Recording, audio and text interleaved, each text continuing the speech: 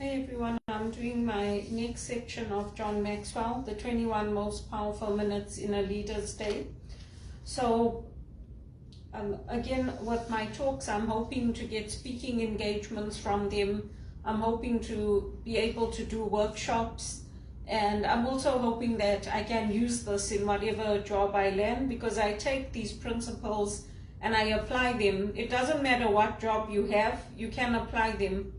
So I landed up working in marketing, which is not my field, and I trained to be an HR professional, and also I got training on AML when I worked in the bank. So a lot of the projects I worked on were for anti-money laundering. I also worked on putting together communications for retail banking, but mainly it was in the securities part of the banks, the investment banking. And I also helped with taking care of administration, so tracking the minutes of meetings, controlling my own calendar, plus I controlled up to 5 executive calendars at a time. And then I organized events, parties, gifts for people at holidays. I worked with some of the best event organizers in this country. I've worked with Sheraton, with the St. Andrews Club and Conference Center. I've booked flights and hotels. I've been a facilitator at big conferences at the Air Canada Center for HRPA professionals. I've introduced speakers. So I've had a lot of opportunities, both in paid positions and non-profit positions, but I haven't earned very much. So my goal now, and that's what my family is hoping, is that I get a good paid job. Because to be honest with you, it's becoming really upsetting for everybody that, this is going on for years and years and years. And I've had times where I've worked up to 3 jobs, but now I just can't get anything. And it's really upsetting for people. And it's not a nice way to live, to constantly be starting in minimum wage, working for 3 to 6 months, sitting at home for long periods of time. With me, I've got a lot of hobbies, so that helps, because I play the piano, I go for walks, I join in the church services, I do reading, but I honestly feel like I've been a retired person since I've come to Canada. Because for us who come here from Zimbabwe, we have a strong work ethic, and if we are not working, we are not happy. We don't like to sponge off people, we don't like to be dependent on others, we like to be independent, to earn our own living, to buy our own properties, and we like to have the privacy of our own homes. So when I came here, wherever opportunities are to help, I do help. And myself, my sister, one of my friends who I grew up with, Natasha Fernandez, we are all concert pianists. So we played at concerts in our town. It's now a city of Kwekwe. And we would play in big halls for people. They would come and listen to us. We played both classical and pop music. I know how to play by ear. We played in churches, we played for weddings, for funerals. So the company that you keep is important, because we encouraged each other and we helped each other from childhood. Unfortunately, my friend and I have lost touch, but I'm still in touch with my cousins in England, and we always do whatever we can. When I went to England, my cousin was very kind. She took me and she dropped me off at my friend's place, because it was a long distance for me to take the subway. And she knew I was tired, so she took me and she dropped me there. And then when I had to leave the next day from my friend's place to go to the airport, I took the tube. They call it the tube. So I took that and I went straight to the airport. And that's the beauty of keeping in touch with people that have known you from your childhood, because they can speak to your strengths. When you come to a country as an immigrant, it's very hard, because people don't know you unless you make connections with people. And part of my being at Regis College meant that the times I was there for Mass and the organist wasn't there, they would say to me, can you fill in today? Can you play? So they know that I can play. They know that I can sing. I'm putting my music out there because I want to do more of it. I want to do more singing and more playing. And if people can sing at Wimbledon when they work for the company, I don't see why I can't do that, because those opportunities are there. We also have to put ourselves out there and we have to make connections with people. So that's the way that I look at it, and that's the example that was set for me by my parents, by my mother. And she always went out. She went to church events, she went to functions, she volunteered in the parish. We were always involved as children and as we grew up. We were never told that, oh yeah, you don't have to do anything. We always had to contribute. And it doesn't matter whether it's a big amount of time or a small amount of time, it's still a contribution that we make to our communities. And those are the same values that I brought to England, to South Africa, to Canada. Wherever you find Zimbabweans, you'll find that this is the kind of people that we are. We are hardworking, we have good values, and a lot of us are Christian, many of us. So the chapter today, for day 2, it was connecting with people is the leader's responsibility. And when we look at this story of Rehoboam in the Bible, which I had picked up on the first chapter, John Maxwell is saying that he had a cold heart because people came to him asking for his help, and he, instead of saying, yes, I'll help you, he said, I'm not going to help you, I'm going to make it worse. And that's what you see happening in some countries. You see some countries where people are going to their leaders, they're asking for help, and they're saying, no, this is the way you do it, and if you don't do it this way, we're going to treat you like slaves. I was watching the news today, and I see that now our government has decided that they are not going to have drug site injections near the school.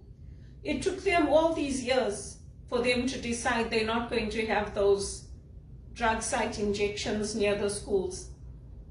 So lo and behold, again, you tell them, no, they know better. So I'm glad it's happening, but it's a little too late. Children were picking up those used needles in the parks. Dogs were getting affected, pets were getting affected, children were getting affected. It's similar to what happened in that movie about, I think her name was Veronica Grayman, the Irish reporter. And I'm glad the politicians are doing it because all of our reporters stood up to them. All of our reporters on CBC, on CTV, they also reported it. And they said, this drug policy is not working. So I hope they are all going to be safe and secure because it was time that it changed. The same thing with MAID. They want to push it because they're saying, oh, the veterans have nightmares, and when they have PSD, they should have the option to kill themselves. What about making their lives better? What about using other treatments that are available? Whether it's essential oils or whether it's something else that's available. What about making their lives better instead of giving them, saying, oh, this is the option. We'll kill you. We'll end your misery. So, I don't know. This is the way a lot of us feel about what's happening in Canada. Also, the Liberals are now not going to go to the Gay Pride Parade in Montreal because of the Israeli war, so they will not be going to that. So we'll wait and see what happens. And then the second point that John Maxwell brings here is when you give first, people will give in return. So when I've given examples of how when new people come to my parish, when they come to the building, when they come into Canada, how I help them to understand the culture, how to navigate. I introduce them to my parish priest, And then from there, they get to meet the secretary, they get involved with activities, whether it's the bowling club, or there's a lot of things going on in the church for people who are retired. They get involved. There's a knitting club, there's a book club in some cases. So all of those things that we do, hopefully it comes back to us. Because if you give first, hopefully people will give to you in return. And then the third point he mentions is when you connect with individuals, you will get the attention that you need, you'll get the help that you need.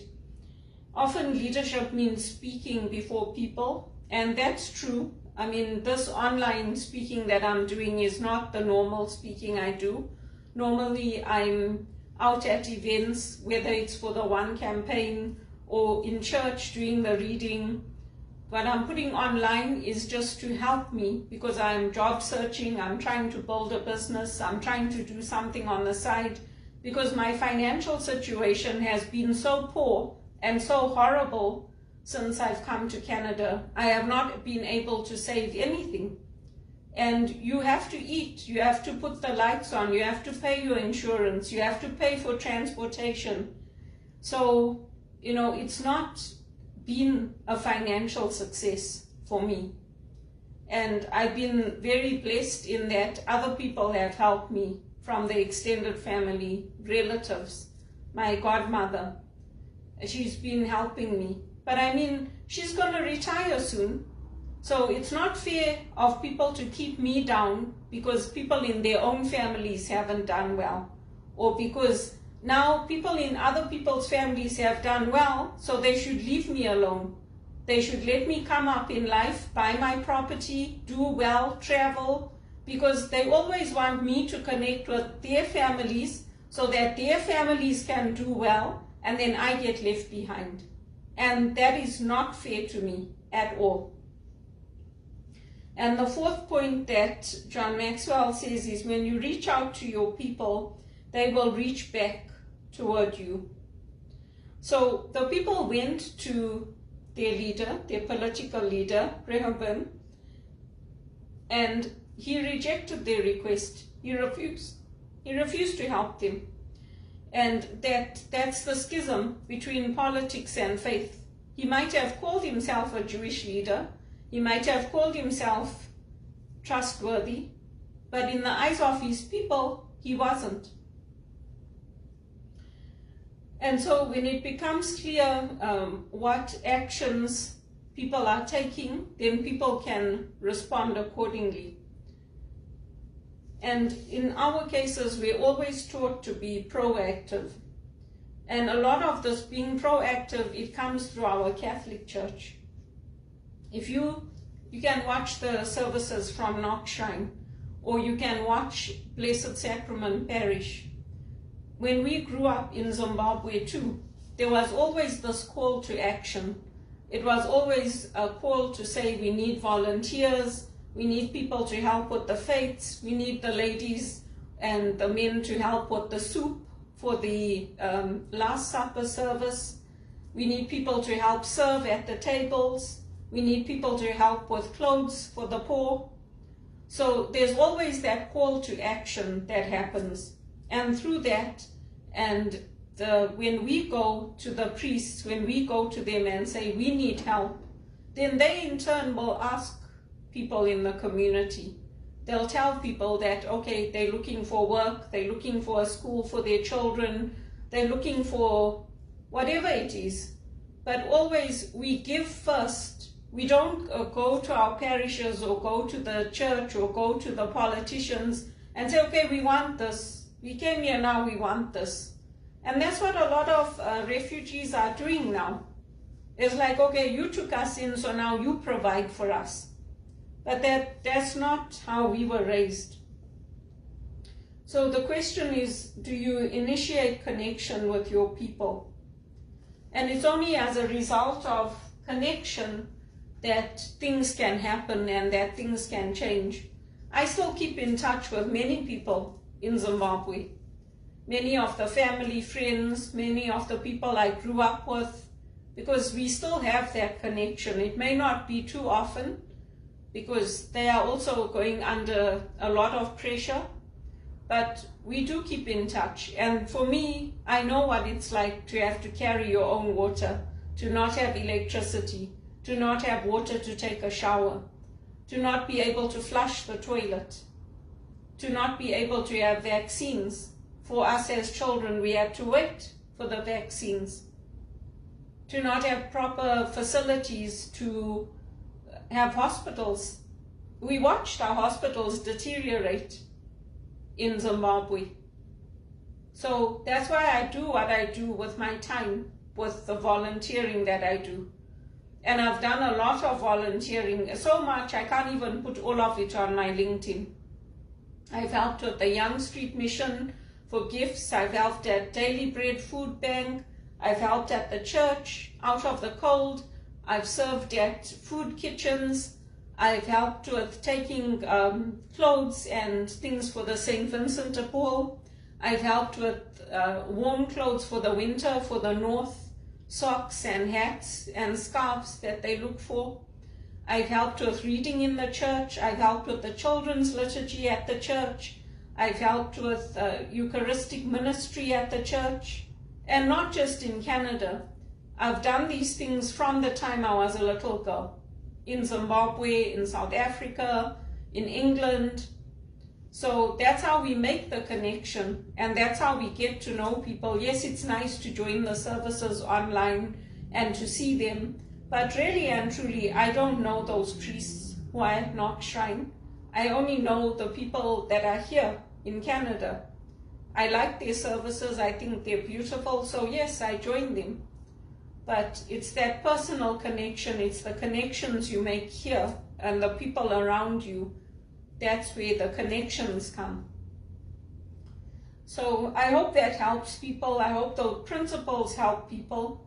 But I mean, all of us have some influence. All of us have some level of leadership, whether it's in our families or in our jobs or in our communities, or people maybe back in Africa. We all have some leadership, and we have people that come to us asking. Sometimes people just need a listening ear. Today, Father was saying that they have the ministry in Ireland for a listening ear. The priest needs somebody to talk to. Just like sometimes I need somebody to talk to. Then I call my spiritual director and I say I need to talk. So that's how we can use our skills. I mean, it's good to see the changes that are happening in Canada, but I mean, to be honest with you, some of us were very, very disappointed when they closed the churches and they kept the LCBO open. That was more important to them. God was not as important to them as alcohol. The alcohol was more important for the drug addicts or the addictions or whatever. I mean, you don't put God first. Anyway, you know, not everybody believes in God, I get it. But at the same time, look at what's happening to our world.